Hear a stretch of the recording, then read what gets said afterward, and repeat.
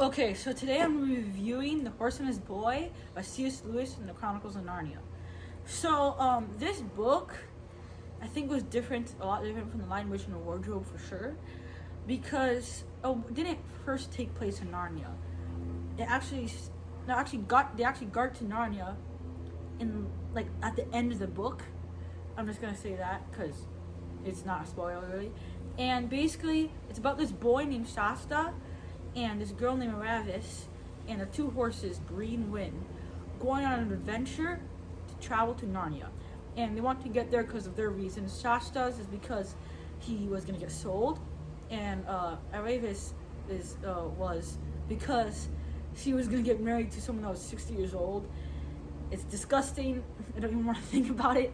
But basically, they go on this adventure together. They absolutely hate each other, and at the end, I'm not gonna spoil anything, but they get to Narnia, of course, like I said before, and there's a lot more character development in this book than in The Lion, Witch, and the Wardrobe for sure. And I think it's just funny because the names in this book are so different from the names in the two other ones before, in The Magician's Nephew and The Lion, Witch, and the Wardrobe. Cause, oh my gosh, but yeah, Lucy and Aravis.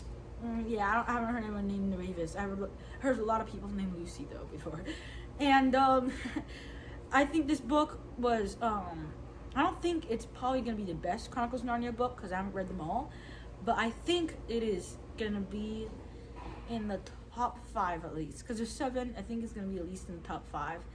I don't know if the Silver Chair is good or not, and Prince Caspian, and The Voyage of the Dawn Treader, and all the other one, keep forgetting it, but yeah, I think I know a lot of people have actually skipped this book because they think it isn't good with the story, and they just should go to the Dawn Treader or Prince Caspian or something like that. It's like, no, don't skip this book. It's so good and shows so much more of outside of Narnia instead of just inside of Narnia.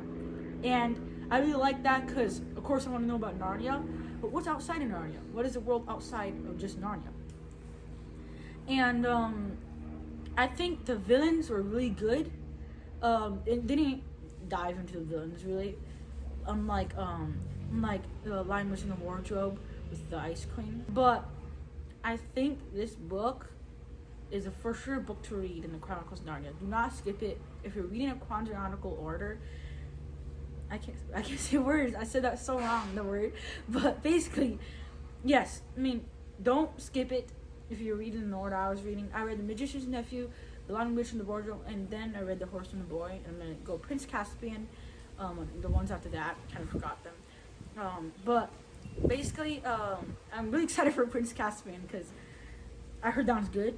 But anyways, we're talking about The Horse and the Boy, and this book was not as simple as The Lion, Witch, and the Wardrobe. And what I mean by that is, it's like a simple, what he's doing is that, it's kind of simple what he's doing. But it's like the words that was written in were not as simple for sure.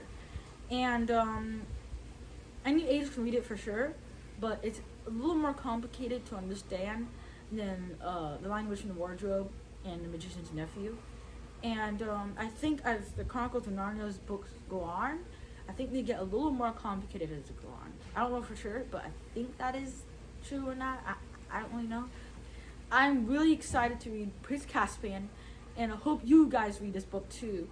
Go read the Chronicles of Narnia, even if you're reading any other book series, because at least start in The Magician's Nephew and start reading that a little bit. Unless you're reading a book series that's like 100 books, yeah, maybe you should focus on that first. But anyways, these books are so good, and unlike The Hobbit and Lord of the Rings, it's a lot less complicated.